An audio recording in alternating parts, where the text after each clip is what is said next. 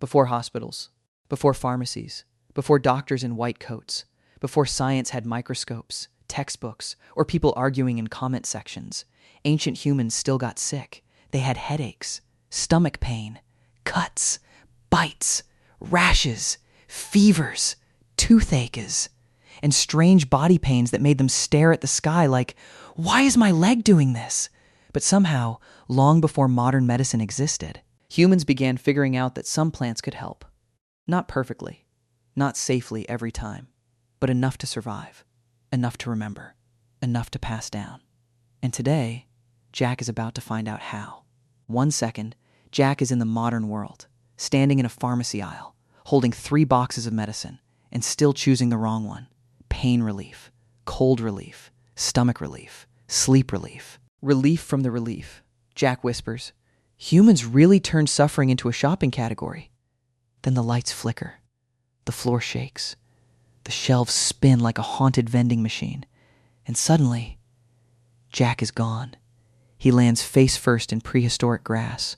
No pharmacy. No doctors. No labels. No tiny plastic spoon.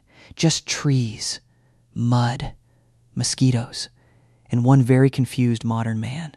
Jack sits up. A prehistoric bird screams. Jack screams back. Nobody wins. Then Jack notices a small cut on his arm. Not dramatic, but enough to make a modern human think, do I need cream? Do I need a bandage? Do I need to Google this and ruin my whole day? But here, there is no Google. There is only a prehistoric woman staring at Jack like he is a badly dressed mushroom. She walks over, looks at the cut, picks a leaf, chews it, and smears the green paste on his arm. Jack freezes, because from his point of view, a stranger just made salad spit medicine. He whispers, that feels illegal, but the group acts like this is normal, because for ancient humans, nature was not just scenery. It was the grocery store, the hardware store, the pharmacy, and sometimes the thing trying to kill you. Plants were everywhere, but plants were confusing. Some plants fed you. Some plants helped you. Some plants made your stomach angry. Some plants made you see your ancestors dancing in the clouds. And some plants were tiny green murder traps. So how did humans figure out which was which? They did not have labs.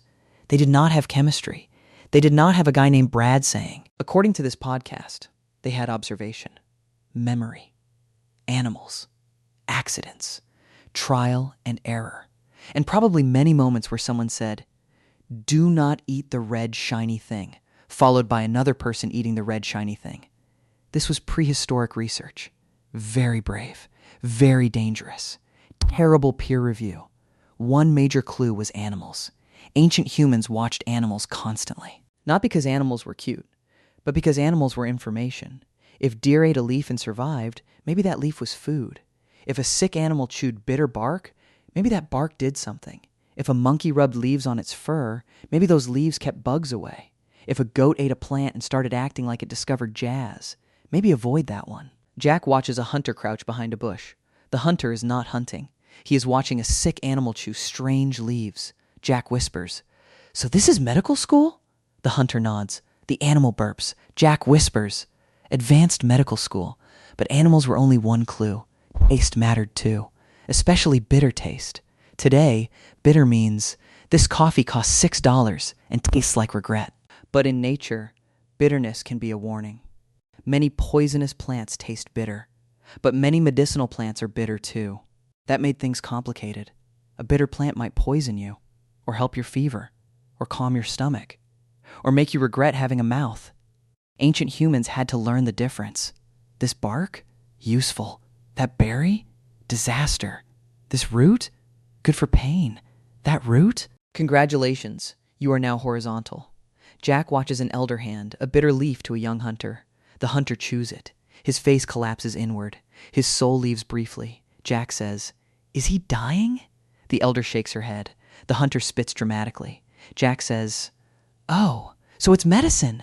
Many useful plants were not normal snacks. Chamomile, yarrow, willow bark, poplar, bitter herbs, aromatic leaves, sharp roots. Nobody was walking around saying, ah, yes, my favorite lunch, tree skin. If someone kept chewing bitter plants, there was probably a reason. Pain, fever, stomach trouble, a wound, a parasite. Or a toothache so bad it made chewing rocks seem reasonable. And archaeology gives us wild clues. Scientists have found plant traces trapped in ancient dental calculus. Basically fossilized plaque. Disgusting, but scientifically gorgeous. In some Neanderthal teeth, researchers found evidence connected to plants like yarrow and chamomile, plants with medicinal properties. Not exactly prehistoric prescription bottles, but still a clue. Ancient humans and their relatives were paying attention. Jack touches his teeth. He whispers, "So one day scientists could study my plaque?" A prehistoric child looks horrified. Jack says, "Fair." Pain was probably one of the greatest teachers in human history. A headache teaches quickly. A toothache teaches faster. A stomach cramp teaches with violence. When pain hits, humans become scientists very quickly. Not fancy scientists, desperate scientists. The kind who say, "What happens if I chew this bark?" And sometimes, the answer was useful. Take willow and poplar. They contain compounds related to salicylic acid. That chemistry is connected to aspirin. Ancient people did not know the word salicylic. They did not know molecules. They just knew. When my body screams, this tree makes it scream slightly less. 5 stars. Would chew bark again. Jack sees a man holding his jaw in pain.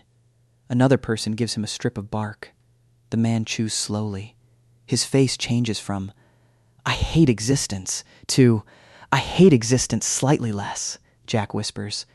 That tree just got promoted. But discovery was not just chewing random forest objects. It was about patterns. This leaf helps swelling. This bark helps pain. This moss covers wounds. This tea calms the stomach. This smoke keeps insects away. This root is only safe after boiling. This mushroom is not dinner. This other mushroom is also not dinner. Actually, stop eating mushrooms unless grandma says yes. Over time, patterns became memory. Memory became tradition. Tradition became knowledge. And knowledge became survival. But that knowledge did not live in books. It lived in people. Elders. Foragers. Healers. Hunters. Parents. Grandmothers with terrifying accuracy. The person who remembered which plant helped your uncle. The person who remembered which berry embarrassed the entire tribe.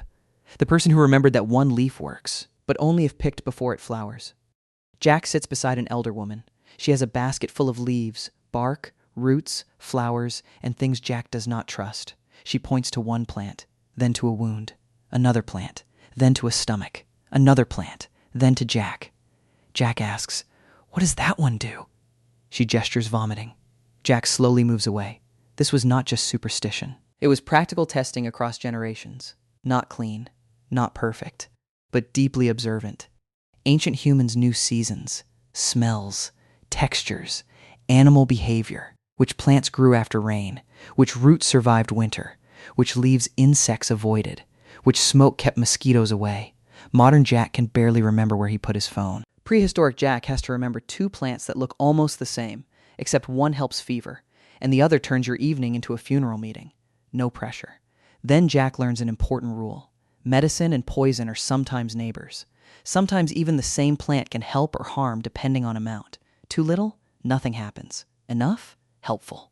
Too much? You become a cautionary tale. Ancient humans may not have used modern dosage language, but they understood amounts. A pinch, a handful, a small chew, a boiled drink, a paste on the skin, smoke in the air. They also learned that preparation mattered.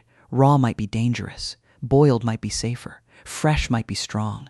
Dried might be gentler. Roots might work differently from leaves. Fire changed everything. With fire, humans could make teas, poultices, steam, smoke, ash, warm compresses. They could soften bark, boil roots, make tough plants drinkable, make harsh plants safer, and use smoke to keep insects away.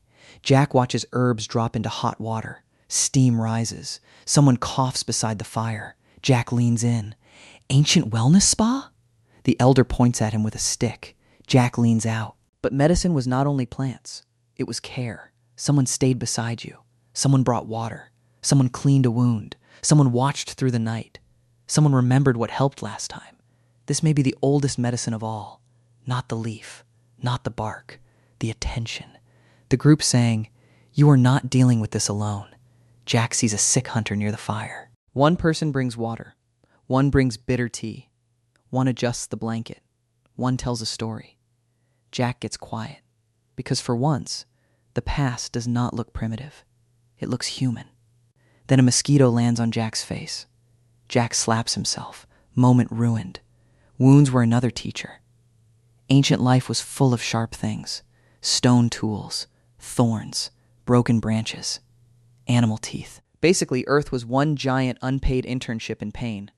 When someone got cut, they had to clean it, cover it, stop bleeding, keep dirt out. Some plants and materials helped. Moss could absorb, resin could seal, leaves could cover, smoke could keep insects away. Ash or charcoal may have helped dry things. Jack watches a healer spread resin over a small wound. Jack says, "So trees also make glue?" The healer nods. Jack says, "Medicine, glue, firewood, trees are overqualified." Then came stomach problems. Ancient humans ate wild foods, seasonal foods, unfamiliar foods, occasionally desperate foods, and sometimes foods that looked safe, but were actually tiny biological pranks. If someone ate the wrong berry, the whole group learned. Not from a lecture, from sound effects. Jack watches a man run behind a bush. Another man points at the berries. Everyone nods seriously. Jack says, "So that's how the database updates. From then on, that berry gets a mental label. Not food, not medicine, maybe enemy. But if another plant calmed the stomach, that knowledge became precious. A root, a tea, a bitter leaf, a plant used when parasites arrived like unwanted guests." Then Jack notices something important. The people do not treat plants like magic vending machines. They know where each plant grows, when to harvest it, which part to use, and when to avoid it. This is not random.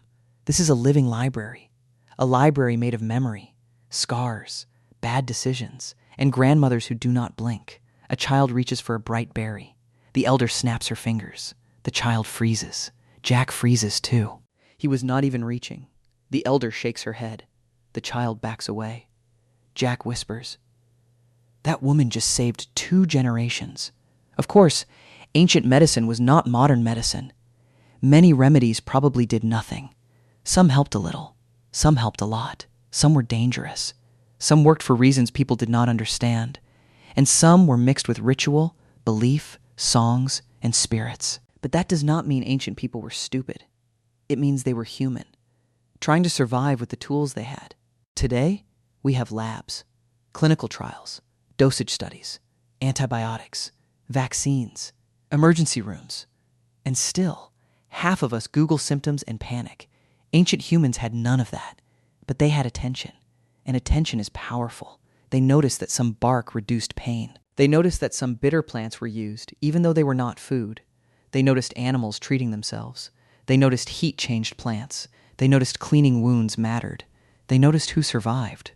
Then they remembered, and told others, and repeated, and improved. That is how discovery often works. Not one genius moment, but tiny observations stacked across generations. One leaf at a time, one mistake at a time, one surviving patient at a time. Jack asks the elder how she learned all this. She points to herself, then to an older grave marker, then to a child. Jack understands. Her teacher learned from someone before her, and now she teaches someone after her. Jack looks at the basket of plants. It no longer looks like random forest trash. It looks like history. A green, messy, dangerous, brilliant history.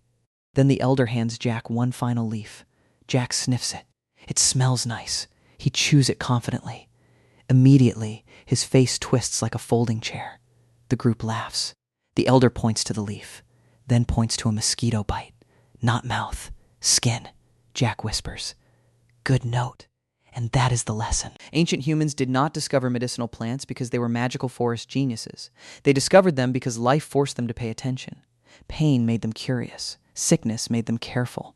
Animals gave hints. Mistakes gave warnings. Elders kept memory alive. And generation after generation, humans slowly built the first medicine cabinet. No plastic bottles. No pharmacy receipts. No warning label saying, "May cause dizziness, nausea, or becoming a prehistoric legend." Just bark, leaves, roots, fire, water, hands, memory, and a deep human refusal to suffer without trying something. Jack returns to the modern pharmacy. He is still holding the same medicine box. The lights hum. The floor is clean. Everything has labels. Everything has instructions. Everything has a barcode. Jack looks at the shelf, then imagines the prehistoric elder standing in the forest with a basket full of plants and thousands of years of knowledge in her head. Jack puts the box back, then picks it up again, because modern medicine is amazing, and he still has a headache. But now he understands something. Before doctors, before science, before pharmacies, humans were already experimenting. Not perfectly, not safely, not always correctly, but with curiosity, with memory, with community, and with the most ancient scientific tool of all, someone squinting at a plant and saying, "Well, let's not eat that one again." If you enjoyed this story, leave a comment and let me know what topic you want me to cover next, and make sure to subscribe so you don't miss the next video.